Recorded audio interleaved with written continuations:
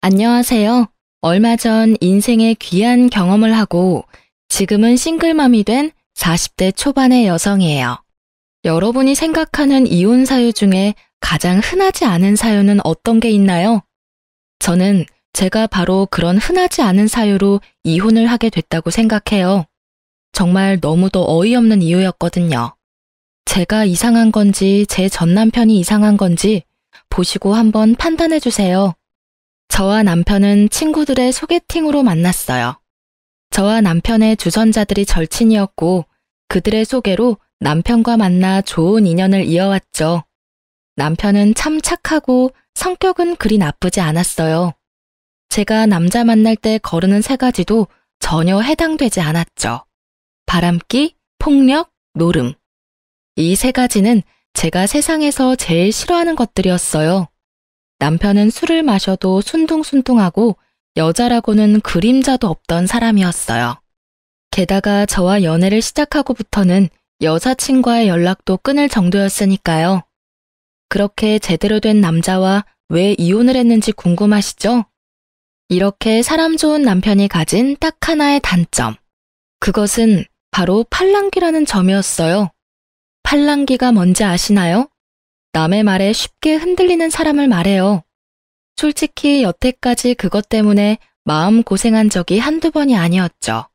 그 팔랑귀의 가장 무서운 점은 직장마저 시도 때도 없이 바꾼다는 거예요. 결혼이라는 건 안정을 위해 하는 거잖아요. 그리고 애를 낳는 것도 안정적인 환경이 뒷받침되어야만 가능한 일이라고 저는 생각하거든요. 그런데 남편은 그게 없더라고요. 누군가가 혹하는 소리만 하면 흔들리기 일쑤고, 아니지, 흔들리기만 한다면 다행이었죠. 그걸로 몇 번이나 자신이 세웠던 계획을 휙휙 뒤집곤 했죠. 특히 아이를 가지고 육아휴직 중에 이직한다고 퇴사했을 때는 정말 남편 머리통이 쥐어뜯고 싶을 정도였거든요. 그럴 때마다 난리가 난 저희 집을 안정시켜주는 건 언제나 시댁의 몫이었어요. 정말 시모와 시부의 도움이 없었다면 10여 년의 결혼 생활도 견디지 못했을 거예요. 그렇지만 다르게 말하면 이 남자와 결혼을 안 했다면 그런 도움 없이도 잘 살지 않았을까요? 시부모의 도움이 있으면 좋을 것 같지만 마냥 그런 것만도 아니에요. 남편 단속 제대로 못하는 무능한 아내가 된 것 같고 맞벌이라 남편에게 더 신경 쓰지 못하는 와이프처럼 느껴졌죠. 물론 제 생각이고 저만의 느낌이지만요. 제가 그렇게 느낀다고 말하면 남편은 우리 부모님인데 네가 왜 그런 걸 느끼냐고 묻더라고요. 10년 가까이 시부모에게 경제적으로 의지하게 되면 돈 한 푼 쓰는 것도 눈치가 보인다는 걸 남편만 모르고 속 편하게 살더라고요. 이런 점이 저를 질리게 만들었어요. 그렇게 10년을 넘게 아슬아슬한 줄타기 같은 결혼 생활을 어찌저찌 유지해오고 있었죠. 저는 남편과 생활비를 반씩 부담하고 있었어요. 맞벌이니까 같이 돈을 내고 생활하는 게 맞다고 생각했고, 저도 푼돈이나 벌려고 일하는 게 아니었으니까요. 제대로 된 월급 받으며 일하니 제 몫은 당연하다 싶었는데, 어느 날은 남편이 생활비를 안 주더라고요. 자신이 내야 할 몫이 있는데도 말이죠. 여보, 생활비가 안 들어왔는데 좀 늦어? 아, 벌써 날짜가 그렇게 됐나? 미안한데 이번 달은 못 줄 것 같은데. 무슨 일인데 이번 달은 못 줘? 이번 달 월급 받은 건 어디에 썼는데? 빌린 거 좀 갚고 쓸 데 있어서 썼지. 많이 모자란 것 같으면 엄마한테 말해서 돈 좀 받아올까? 남편의 엄마 소리에 저는 깜짝 놀라 고개를 저었어요. 아니, 됐어. 맞벌이 하면서 그 정도 돈도 없다고 뭐라 하실까봐 겁나. 일단 이번 달은 내가 생활비 할 테니까 다음 달부터는 잊지 말고 챙겨줘. 그날은 그렇게 대수롭지 않게 지나갔어요. 그렇지만 정작 다음 달이 되자 남편은 또 생활비를 주지 않더라고요. 이상하다 싶은 생각에 남편을 추궁했어요. 남편은 조금만 기다리라고 하더라고요. 그리고 며칠 뒤 남편이 저를 어딘가로 데리고 가더군요. 몹시 들떠 있었어요. 서프라이즈라도 하려나 싶었는데 어느 한적한 골목에 도착한 남편이 제게 내리라고 하더군요. 여기는 왜 왔어? 뭘 보여주려고 여기까지 오자고 한 거야? 한번 쓱 둘러봤지만 별로 특별할 게 없는 오가는 사람조차 많지 않은 골목이었거든요. 그때 남편이 어느 카페 앞으로 데려가더라고요. 짜잔, 여기가 바로 내 새로운 직장이야. 나 카페 창업했어. 남편의 그 말에 저는 너무 놀라 말을 잃었어요. 갑자기? 나한테 한마디 상의도 없이? 왜? 잘 다니던 직장 때려치고 왜? 이런 말들이 머릿속을 맴돌았지만 나오는 말은 그게 아니었어요. 미쳤어? 당신이 무슨 창업이야? 이거 인테리어까지 싹 다 새로 했네. 말해봐. 이거 얼마 들었어? 지금 당신 수중에 있는 돈으로는 할 수 있는 일이 아니잖아. 돈 그렇게 많이 안 썼어. 한 1억 5천쯤 썼나? 퇴직금은 얼마 안 돼서 크게 도움은 안 되더라. 그래서 아파트 앞으로 담보대출 받았어. 요새 카페 잘 된다니까 돈 펑펑 벌어서 갚으면 되지. 상권이고 타겟팅이고 아무것도 모르는 이 양반이 무슨 장사를 한다고 하는 건지. 게다가 아파트 담보대출? 어디서 따져야 할지도 모른 채 저는 남편에게 소리쳤어요. 카페 장사가 잘 된다고 누가 그래? 요새 카페 장사도 웬만큼 노하우 없는 거 아니면 망한다고. 이번에는 누가 당신 꼬셨어?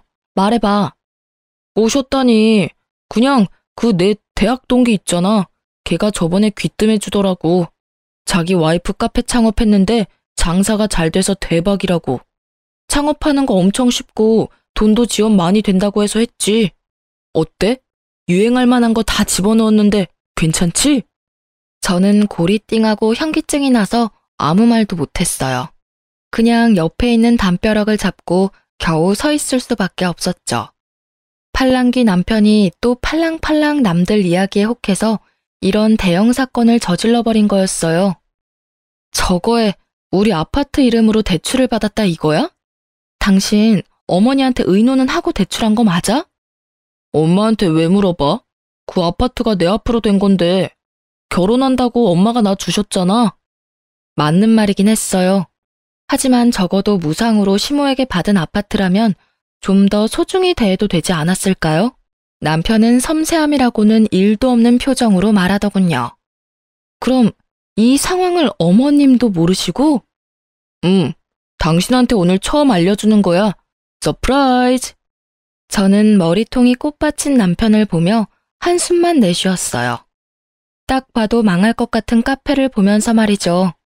이렇게 즐거워하는 남편에게 저는 말했어요.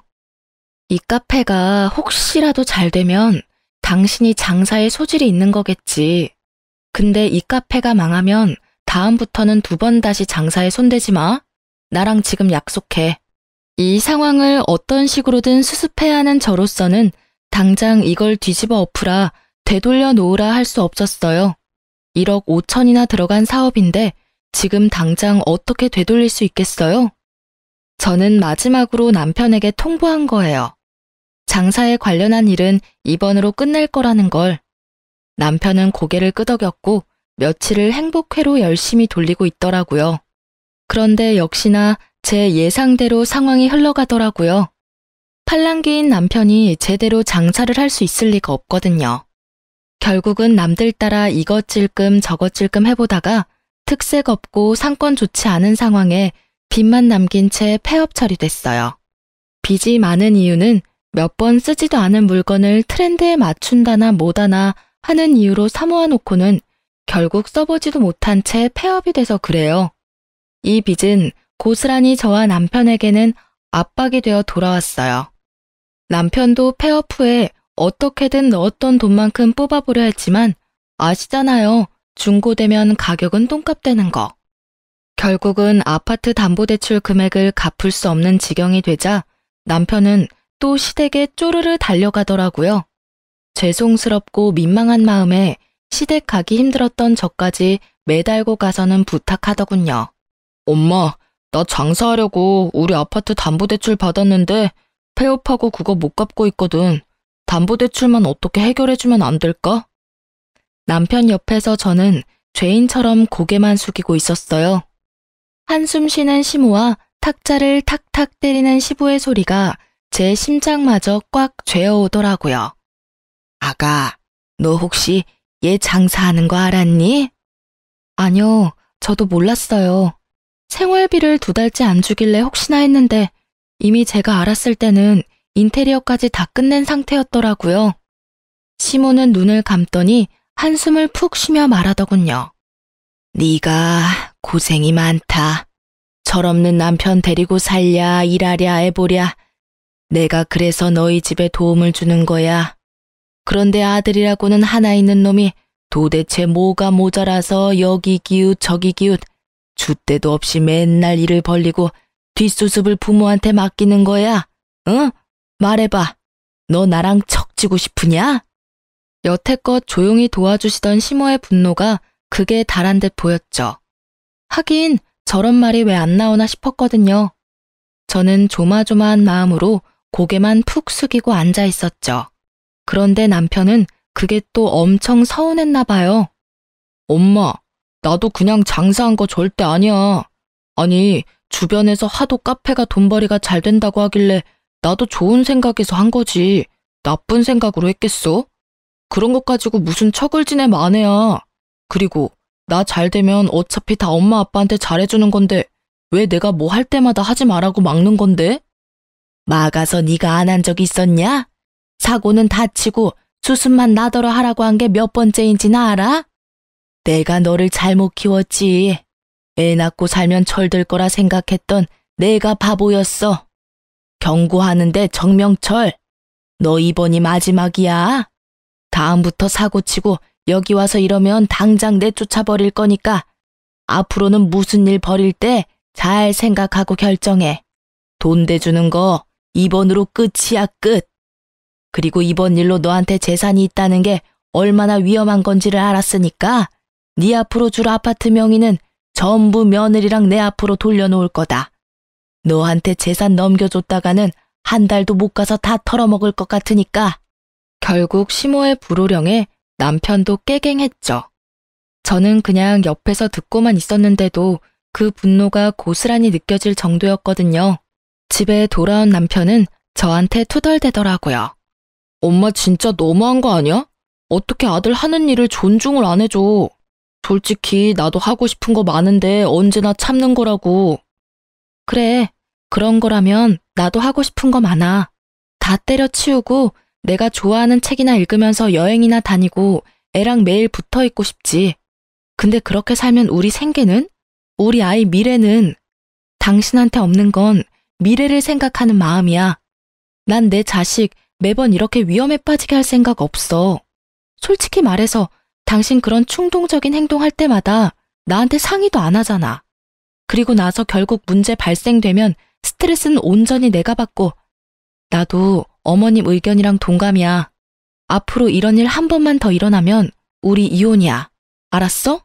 제 말에 남편은 짜증나는 목소리로 대답하더군요. 당신이나 엄마나 똑같아. 매번 내가 하는 일에 못마땅해야지. 나를 존중하지 않는 게 누군데? 여전히 반성하지 않은 남편은 저와 시모를 탓하더라고요. 그래서 이혼하게? 누가 이혼한대? 그냥 혼잣말했어. 앞으로는 그런 일 있으면 이야기하면 되잖아. 결국 남편에게 대답을 받아내고서야 저는 안심했어요. 그리고 남편의 그런 철부지 없는 행동 탓에 남편 명의가 되었을 아파트는 저와 시모 공동 명의로 변경되었죠. 저는 마음이 조금 편해졌어요. 아파트에 제 지분이 생겨서가 아니라 이제 집 잃을 걱정은 사라졌다는 생각 때문에요. 그 일 이후로 얼마간 남편은 더 이상 사고를 치지 않았어요. 하지만 사고를 치는 것보다 더 큰 일이 먼저 일어났죠. 남편이 폐업을 한 그 이듬해 제 생일을 불과 일주일 앞두고 일이 벌어졌죠. 남편이 한 2달 전부터 유독 이상한 증상을 보였어요. 안절부절 못하고 폰을 손에서 떼지를 못하고 발을 달달 떠는 모양새를 보니 뭔가 불안해하는 것 같더라고요. 그런데 그 일이 벌어진 날 아침에는 뭔가 산뜻해 보이더라고요. 그간의 불안이나 두려움은 다 날아간 것처럼 느껴졌죠. 그냥 남편의 감정 기복이었나 보다 하고 편하게 생각하던 제게 남편이 저녁에 잠시 아이를 친정에 맡겨두고 밥이나 먹고 오자고 하더라고요.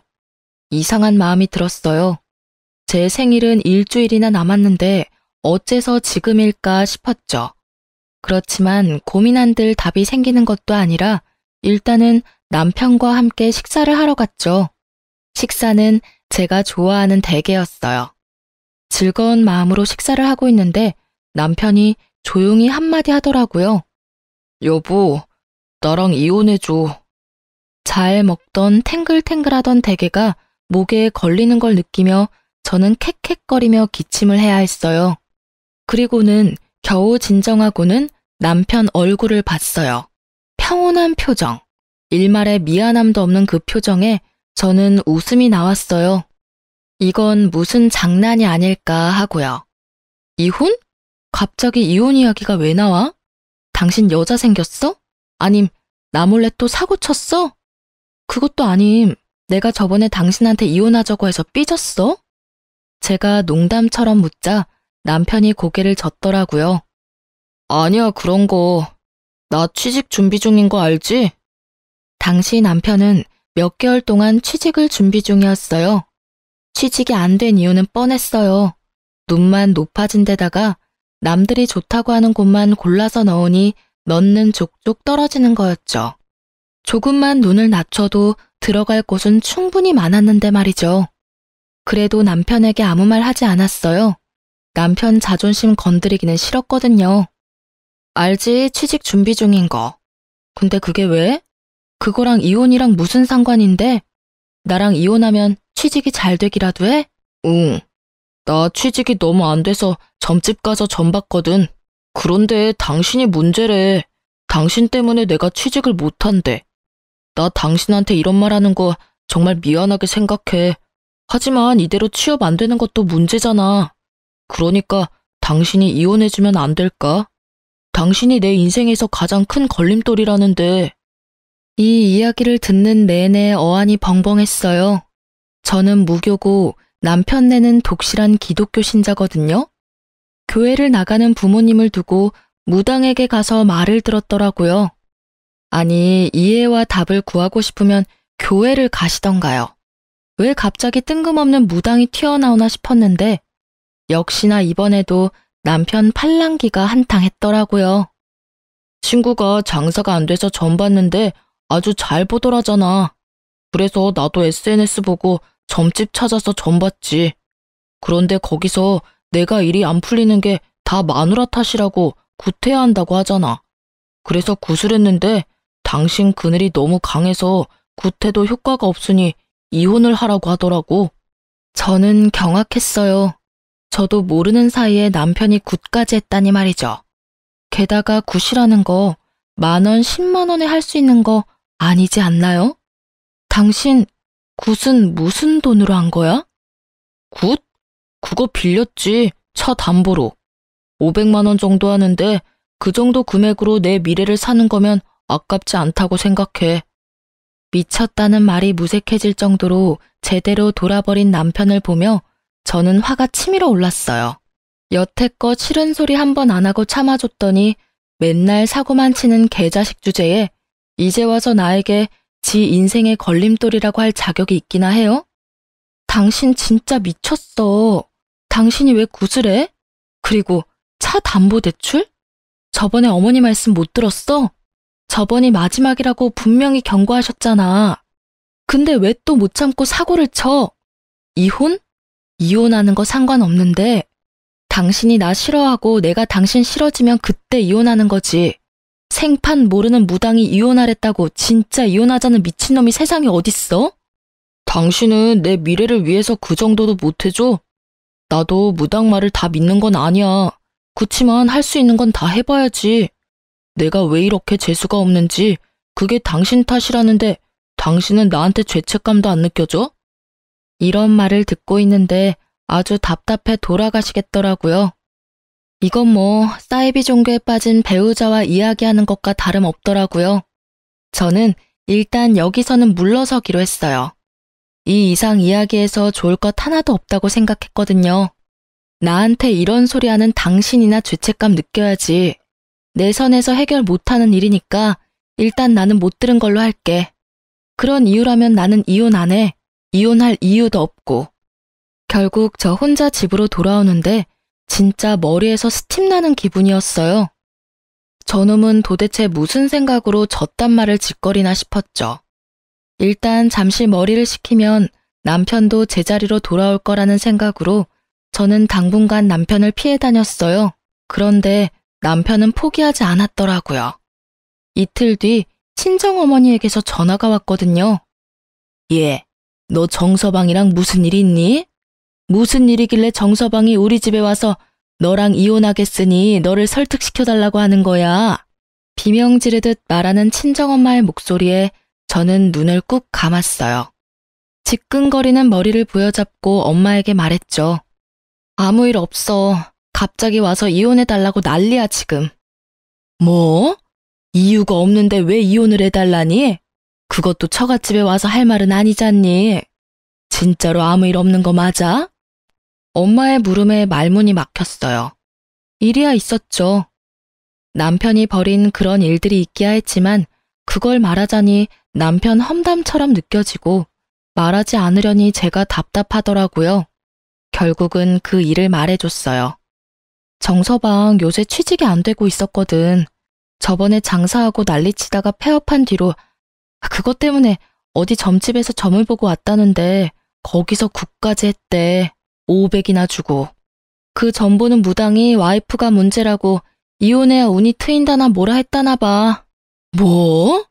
정서방 집이 기독교 아니었어? 근데 왜 점을 보러 가? 교회를 가서 기도를 해야지. 내 말이 저 사람 속 지금 아무도 몰라. 진짜 미치겠어. 정말로 있던 정도 다 떨어질 것 같아. 요새는 진짜 얼굴 꼴도 보기 싫어.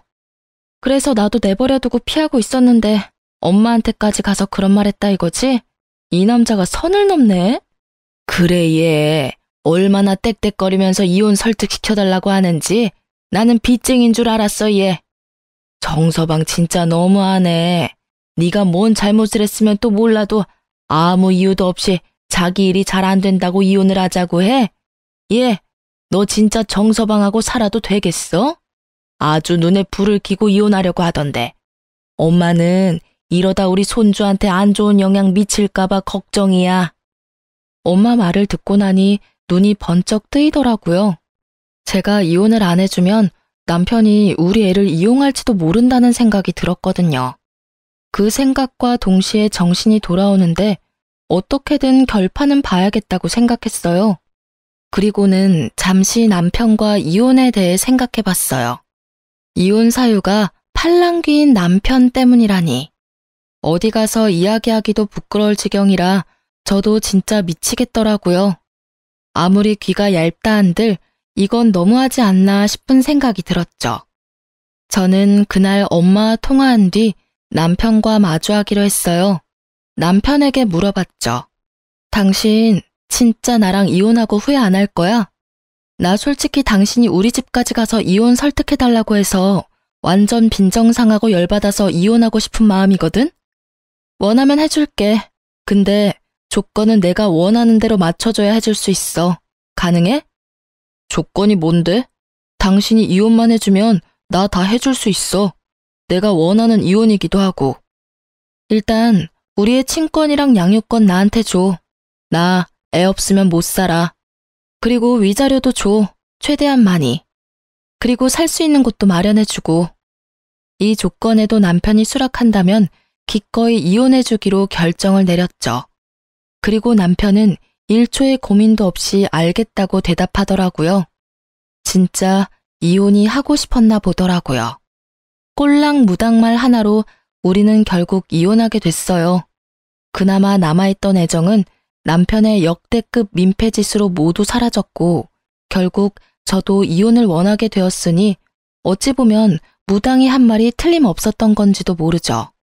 그렇게 합의 이혼을 하려고 했는데 남편이 그날부터 엄청 분주하게 움직이더라고요. 무슨 일인가 싶어서 알아보려 했지만 전혀 예상치도 못했는데 남편이 지난밤 제가 자고 있을 때 노트북을 하는 걸 봤었거든요. 혹시 뭔가 있나 싶어서 노트북 검색 기록을 찾아봤어요.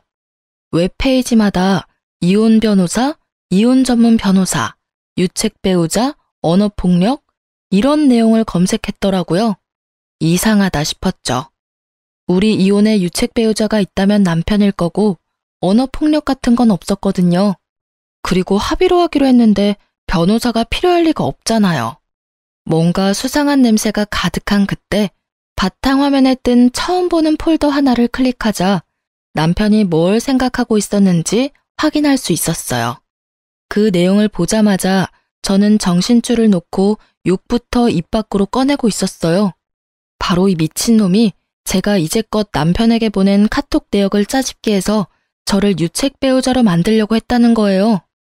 와, 진짜 이 상황이 어이없는 건 저희가 합의를 하기로 했는데 뒤로 이런 짓을 하고 있었다는 거죠. 저도 앉아서 뒤통수만 맞기는 싫으니 저도 이혼 전문 변호사를 만나고 왔어요. 물론 제가 본 것들을 저장시켜 두고요. 저는 일부러 변호사 명함을 식탁 위에 올려뒀어요. 그리고 그날 저녁 집에 돌아온 남편이 역시나 식탁 위에 명함을 보고는 놀란 건지 저를 부르더라고요. 여보, 이게 뭐야? 우리 합의 이혼하기로 한 거 아니었어? 그거 필요한지 안 한지는 당신 대답에 달려있는데 노트북에 있던 그거 뭐야? 내 카톡 내역 짜집게 한 거. 그거 뭐 때문에 그렇게 정성스레 만들고 있었어? 제 물음에 전곡이 찔린 듯 남편 얼굴이 새하얗게 질리더라고요. 왜 그렇게 놀라? 노트북 내가 안 쓰니까 안 볼 줄 알았어? 왜 남의 노트북을 훔쳐봐? 이거 사생활 침해야? 웃기시네. 그 노트북 내 거잖아. 일할 때 필요해서 산 거. 내 노트북에 있는 거 내가 보는데 무슨 사생활 침해? 그래서 이게 뭔데? 당신 도대체 뭐 하려고 했던 거야? 제 추궁에 남편이 말을 제대로 하지 못하더라고요. 그러더니 우물쭈물 그냥 만들어 본 거라며 진짜 별거 아니라고 하더라고요. 웃기지도 않아요. 그 내용들은 모두 제가 남편이 헛짓거리 할 때마다 과격하게 했던 말들 뿐이었어요. 누가 봐도 제가 이 사람한테 심하게 대한 것처럼 보인다는 게 문제였죠. 앞뒤 내용 다 빼고 보니 제가 천하의 몹쓸 년이 되어 있었고요. 설마 나를 유책 배우자로 만들려고 했어? 너 나랑 합의 이혼하기로 한 거 아니었어? 이 이혼에 책임이 있는 사람은 너 하나야, 내가 아니라. 이런 식이면 진짜 이혼 소송 걸어서 당신 진짜 싹 다 벗겨먹을 거야. 당신이야말로 유책 배우자니까. 여보, 잠깐만. 진짜 순간적으로 그런 생각하기는 했어. 근데 실행에 옮기진 않았잖아. 진정하라고. 소송은 절대 안 돼. 왜? 이혼하자며. 어떤 식으로 이혼하든 이혼만 해주면 되는 거 아니야? 근데 진짜 하나만 묻자. 도대체 무슨 이유로 뒤로 몰래 이딴 짓이나 한 거야? 그게, 아이씨, 사실은 돈이 없어, 합의해주려고 해도. 너 잘하는 거 있잖아. 어머님한테 도와달라고 하고 나중에 갚으면 되지. 그거 벌써 받아왔어. 미리 이야기해서 이혼하게 됐다고 위자료 줘야 한다고. 뭐? 그럼 그 돈은 다 어쨌는데? 코인에 다 넣었어, 코인에. 지금 주변 사람들이 완전 강력 추천해준 종목 있거든. 거기다가 영혼까지 끌어다 넣었지. 뭐? 코인? 저는 머리를 부여잡았어요. 이 남자가 정신을 제대로 놓은 것처럼 보였어요. 설마 이 상황에 코인에 올인할 줄이야. 아니, 그러면 이상하잖아. 그렇게 잘 되는 항목이면 수익이 났을 건데 왜 돈이 없어? 잘 벌어서 나한테 위자료 주면 되지. 지금 살짝 정책이라서 확 오르지가 않네. 솔직히 위자료 한두 푼도 아닌데 좀 부담스러워서 그런 거 잠깐 생각해 본 거야. 그런데 나 아직 시도한 건 아니니까 나한테 뭐라고 하면 안 되는 거 알지? 남편의 얼굴을 보는 게 이렇게 고역인 적이 있었을까요? 저는 이 상황을 그냥 넘길 생각은 없었어요. 남편을 끌고 시댁을 찾아갔어요. 어머님, 저랑 이 사람이랑 이혼하기로 했다는 이야기는 들으셨어요? 그래, 들었다. 아들이 위자료 좀 빌려달라길래 5천 빌려줬어. 그런데 오늘은 무슨 일이니? 그 위자료 아드님이 코인 하느라 다 날려먹었다고 하더라고요. 그래서 위자료 안 주려고 저를 유책 배우자 만들려고 했고요. 언어폭력이나 행사하는 쓰레기 와이프로 만들려고 하더라고요. 제 말에 시모의 눈썹이 움찔거리더라고요. 평소에도 포커페이스인 시모의 얼굴이 일그러진 걸 보니 시모가 이 상황을 제대로 모르고 있는 것처럼 보이더라고요. 나는 네가 드디어 우리 아들 헛짓거리 못 참고 도망가는 줄 알았는데 그게 아닌가 보구나. 제가 도망이요? 저는 이혼 안 해주려고 했어요. 그런데 저희가 저한테 뭘 하는 줄 아세요? 취직이 안 돼서 점집 가서 점을 봤다고. 근데 와이프 때문에 자기가 길을 못 편다는 이야기를 듣고 저한테 자기 미래를 위해서 이혼하자고 한 거라고요. 제가 싫다고 했더니 친정에 찾아가서 어머니한테 이혼할 수 있게 저를 설득시켜달라고 했어요. 점집 이야기에 독실한 기독교 신자인 시모의 얼굴이 완전 귀신처럼 바뀌더라고요. 하긴 모태신앙인 아들이 점집을 갔다니 분노할 법도 하죠. 너 며느리 말이 사실이냐? 네가 점집을 가서 뭘 봐? 아이고 이 정신 나간 아들아. 어떻게 하루가 멀다 하고 사고를 치더니 이번에는 그런 이유로 이혼을 해. 게다가 처가집에 가서 네가 그런 요구를 했다고? 너 진짜 귀신이 들었나 보다. 내가 인간이 아니라 귀신을 낳았나 봐. 여태까지는 내가 다 책임지고 해결해 주려 했는데 안 되겠다. 너 이제부터 내 아들 아니야. 남편은 그럼에도 별 미동이 없더라고요. 이 상황의 심각성을 본인만 모르고 있더라고요. 눈치도 없는 놈 알려줄 필요도 없으니 그냥 지켜보기만 했어요. 엄마는 아들 미래가 중요하지 않아? 며느리 때문에 내 출세가 막힌다는데 그럼 며느리를 내치는 게 맞지. 왜 나를 탓하는지 이해가 안 되네? 저 말하는 것 좀 봐. 네가 지금 집에서 가져간 돈이 얼마나 되는지 알아? 이혼 위자료 내가 너한테 주는 게 아니었어. 며느리한테 직접 줬어야지. 엄마, 그리고 와이프랑 엄마 공동 명의로 된 아파트 엄마 거잖아. 그거 나한테 돌려주면 안 돼? 안 돼. 너한테 돈 줬다가는 아무것도 남는 거 없을 거다.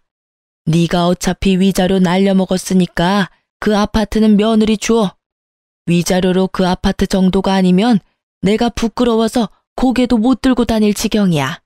그런 정신 나간 이유로 애까지 있는 마누라를 버리는 놈이 내 자식이라는 게 부끄러워 미칠 것 같다고. 아, 엄마. 그거 나한테 주기로 한 건데 왜 말을 바꾸는 건데? 솔직히 저는 그 아파트 시댁에서 다시 가져갈 줄 알았거든요. 그런데 시모가 저한테 준다니 저도 당황스러웠죠. 네가 나한테 가져간 돈은 그 아파트 2배나 돼. 너는 진짜 양심도 없니? 엄마가 네 은행이야? 뭔 일만 있으면 찾아와서 돈이나 해달라고 하고 수습이나 해달라고 하고. 나도 이렇게는 못 산다. 네가 제정신 차릴 때까지 나는 이제 더 이상 아무것도 안 해줄 거야. 그리고 합의 이혼 안 하면 소송비도 일절 지원 안 할 테니까 그렇게 알아. 시모의 불호령에도 남편 얼굴은 의기양양하더라고요. 그래, 엄마 마음대로 해.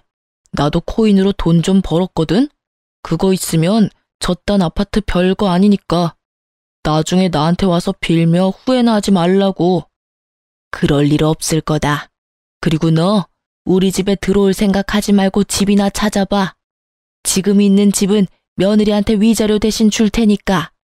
결국 저는 위자료 대신 그 아파트를 받기로 했고 남편은 그 집에서 쫓겨나가듯 나갔어요. 합의 이혼을 한 거고 일단 아파트는 공동 명의로 되어 있는 상태라서 어머님이 제 명의로 돌려주셨어요. 저를 유책 배우자로 만들려고 했던 남편도 저한테 그걸 들킨 뒤로는 어떻게 해볼 생각도 안 한 것 같더라고요. 시모 덕분에 무사히 이혼을 한 저는 살고 있던 집이 찝찝해서 팔아버리고 그 돈으로 다른 곳에 아파트를 얻어서 들어갔어요. 그리고 양육비에 대해서는 시모가 남편 몰래 먼저 연락이 왔더라고요. 자기 아들이 언제 사고를 쳐서 또 돈을 다 날릴지 모르니 일시금으로 위자료 명목으로 5천만 원을 더 주시겠다고요. 양육비 절대로 못 보낼 상황 생길 것 같다고 하시면서요. 저는 사양하지 않고 받았어요. 혼자서 애 키우게 됐으니 그 돈도 감지덕지였죠. 남편놈 성격 제대로 알고 있던 시모가 이렇게 챙겨주는 것도 너무 감사했어요. 그리고 몇 달 안 지나서 전 남편에게 연락이 왔더라고요. 전화를 받지 않으려다가 받았어요. 여보, 혹시 나 돈 좀 빌려줄 수 있어? 우리 이제 남이야. 난 당신한테 이런 요구 받을 이유도 없고 받고 싶지도 않아. 당신 코인 잘 되고 있다면서 그럼 그거 팔아서 돈 마련해. 코인은 망했어. 그리고 당신이랑 이혼한 것도 내가 잘못한 것 같아. 그러니까 우리 다시 잘해볼 생각은 없어? 무슨 소리야. 당신이 이혼하고 싶다고 해서 내가 해준 거잖아. 나는 그때 당신 보고 있던 정도 다 떨어진 사람이야. 그런데 코인 망했다고 다시 만나자고? 너 그게 나한테 할 소리니? 나도 어쩔 수 없었어. 나 사실은 대출 당겨서 비트코인 샀었거든. 코인이 안 올라서 고민하다가 SNS에 유명한 점집이라고 찾아서 갔는데 그 코인 안 오르는 게 내 운이 당신 운에 막혀서 그렇다는 이야기를 들었거든. 그래서 이혼하자고 한 거야. 근데 얼마 전에 코인이 망했거든? 당신 TV에서 보지 않았어? 코인 때문에 난리 났었잖아. 저도 아는 사건이었어요. 수많은 피해자를 양산한 그 코인에 대한 기사를 본 적 있었죠. 못 볼 수가 없었어요. 인터넷 기사 1위에다 아예 도배가 됐었으니까요. 엄청나게 뻥튀기 된 코인이 순식간에 폭락한 뒤 결국 폐지가 됐었죠. 그거 보면서 혹시나 싶긴 했는데 역시나 그 코인에 전 남편도 투자를 했었던 거죠. 대출까지 당겨서. 그 코인이 당신이 투자한 코인이었어? 그러게 누가 그렇게 무리하게 코인을 하래? 어머님이 주신 내 위자료까지 거기에 넣었으면 나한테 와서 이런 말 하는 건 좀 아니지. 진짜 미안하게 생각해. 나도 몰랐어. 코인 망하고 나도 놀라서 그 점집 찾아갔는데 없어졌어. 게다가 사기꾼이었다고 난리 났더라고. 반짝 한 달만 하고 도망갔다고. 그래서 너무 걱정돼서 다른 점집 찾아갔거든. 그런데 거기서 그러더라고. 내 운이 엄청 안 좋아서 그렇다고. 와이프랑은 관련 없고 와이프는 오히려 제 방 역할에서 풍파를 좀 막아줬을 거라고 하더라고. 이혼했다고 하니 그럼 제 방이 없어져서 안 좋은 기운을 그대로 다 맞았을 거라고 하잖아. 내가 사기꾼한테 속아서 그런 거니까 당신이 이해 좀 해줘. 내가 그걸 왜 이해를 해야 해? 언제는 나더러 당신 인생의 걸림돌이라더니 이제 와서 그런 말하면 내가 좋아할 줄 알았어? 얼씨구나 하고 당신 따라 다시 재결합해줄 줄 알았냐고. 정신 좀 차려. 사기꾼한테 당해놓고 또 점집을 갔어? 왜 그러니? 당신이 이러니까 내가 이혼한 거야. 이제는 내가 감당할 수 없을 만큼 당신이 너무 우유부단하고 팔랑거리잖아. 도대체 다른 사람들 말에 왜 그렇게 줏대 없이 나부끼는 건데? 줏대가 없다니. 나도 이러고 싶어서 이렇게 사는 게 아니라고. 솔직히 말해서 나도 잘 살고 싶어서 이런 거 저런 거 해보다가 이렇게 된 거잖아. 줏대가 없는 게 아니라 이것저것 도전해본다고 생각해주면 안 돼? 도전? 당신 나랑 애 앞에서 그런 이야기 할 수 있어? 당신 도전에 우리가 얼마나 불안하고 두려웠는지 이야기 안 하면 몰라? 매번 당신이 이직하거나 장사를 하려고 할 때마다 돈은 나가고 결국 뒤에 남은 빚 못 갚을 것 같아서 끙끙댈 때 당신이 우리한테 해준 게 뭐야? 당신 느긋한 표정으로 매번 어머님이 해결해 주실 거라고 철석같이 믿고 있었지? 나는 어머님이 당신한테 정 떨어져서 이번에는 수습 안 해주면 어쩌나 하고 매번 걱정하던 기억밖에 없어. 재결합? 내가 미쳤어? 사기꾼 말 그대로 믿고 나하고 이혼하겠다고 한 거 나는 죽을 때까지 못 잊을 거야. 그런데 그런 나하고 재결합을 하자고? 그럼 나는 매일, 매시간 당신이 혹시 어떤 사람에게 또 어떤 말을 듣고 나랑 이혼하자고 할까 걱정하며 살아야 할 텐데 난 절대 그런 짓 안 할 거야. 내가 당신한테 이렇게 큰 배신감을 2번이나 느껴야 해? 제 말에 전 남편이 입술을 꾹 깨물더라고요. 자기가 양심이 있으면 말 못해야 정상이죠. 그나마 양심이 남아있는 듯해서 다행이었어요. 저는 남편에게 마지막 말을 꺼냈어요. 나는 절대로 그럴 생각 없어. 당신이 억만금을 준다 해도 당신하고 재결합할 생각 없으니까 2번 다시 찾아오지 말아줘. 매몰차 보이겠지만 이렇게라도 안 하면 끝까지 쫓아와 말도 안 되는 요구할까봐 최대한 단호하게 끊어보냈어요. 그렇게 몇 달을 연락이 다시 없었거든요. 그 전남편 연락을 듣게 됐어요. 전남편이 저한테 쫓겨나서 시모에게 찾아갔는데 시모가 아예 받아줄 생각도 안 했다고 하더라고요. 그러면서 전남편에게 이미 유언장에도 전남편 이름 지웠다면서 앞으로 찾아오지 말라고 했다고 하더군요. 시모는 그래도 완전히 내칠 생각은 아니었는지 전남편에게 앞으로 7년 동안 한 직장에서 꾸준히 일하며 성실하게 다니고 난 뒤에 오면 재산을 조금은 남겨준다고 했대요. 하지만 글쎄요. 하루가 멀다 하고 남의 이야기에 마음이 들썩이는 저 남자가 무슨 수로 7년을 꾸준하게 한 직장을 다닐 수 있을까요? 게다가 저번에는 무리하게 아들 만나서 엄마랑 다시 잘해보려고 할 테니 도와달라고 했다더라고요. 애한테 무슨 짓을 하는 건지. 그렇지만 저학년인 아들이 그 말 듣고 한마디 했다고 하더라고요. 아빠가 먼저 우리 버리지 않았냐고요. 그리고 아빠가 있었을 때보다 지금이 더 마음 편하다고요. 결국 그 이야기에 전 남편은 더 이상 면접 교섭도 하지 않았어요. 그리고 지금은 시댁이며 저며 아이에게 버림받고는 혼자 원룸살이하며 택배 알바하며 돈 갚고 있다고 하더라고요. 시모가 갚아주지는 못하니 본인이 갚기는 해야 하니까요. 정신을 차린 건지 안 차린 건지는 모르겠지만 7년은 지나봐야 알게 되겠죠. 저는 남편과 그렇게 완벽하게 타인이 되고 그 뒤로 마음 편하게 잘 살고 있어요. 남들은 이혼하면 힘들다, 괴롭다, 혼자 돈 벌고 애 키우는 거 힘들다 하지만 저는 이제야 사람답게 사는 것 같아요. 몸이 힘들어도 마음고생은 덜하니까요. 매번 남편이 언제 사고 칠까 전전긍긍하고 사고 친 거 뒷수습은 잘 될까 끙끙 앓던 일들이 아예 사라져버렸잖아요. 정말로 마음이 너무 편해요. 게다가 남편과 이혼하면서 승진까지 되면서 근무 환경이 무척 좋아졌죠. 물론 책임감은 배가 되었고 시간도 많이 부족해졌지만 부족한 시간을 채워주기 위해서 친정 부모님들도 많이 도와주시거든요. 아빠 없이 혼자 자라는 아이 티나지 않게 잘 도와주고 계셔서 감사하고요. 아이는 제게 항상 고맙다는 말을 많이 해줘요. 이런 힘든 와중에도 엄마 생각 많이 해주는 착한 아이로 커준 게 너무 대견하고요. 글을 쓰기 위해 기억을 떠올리면서도 제가 이런 한심하기 짝이 없는 이유로 이혼을 하게 된 것이 여전히 부끄럽고 비참하고 어디 가서 말하기 힘든 일이 됐어요. 이게 어떻게 이혼 사유가 될 수 있을까 싶어서 말이죠. 하지만 과정이 어찌됐든 저도 그 과정에서 남편에게 분노를 느꼈고 정이 다 사라져버렸으니 이혼하게 된 거지만 제가 글을 쓰게 된 것도 이런 한심한 이유로도 이혼을 하게 될 수도 있다는 걸 알려드리기 위해서거든요.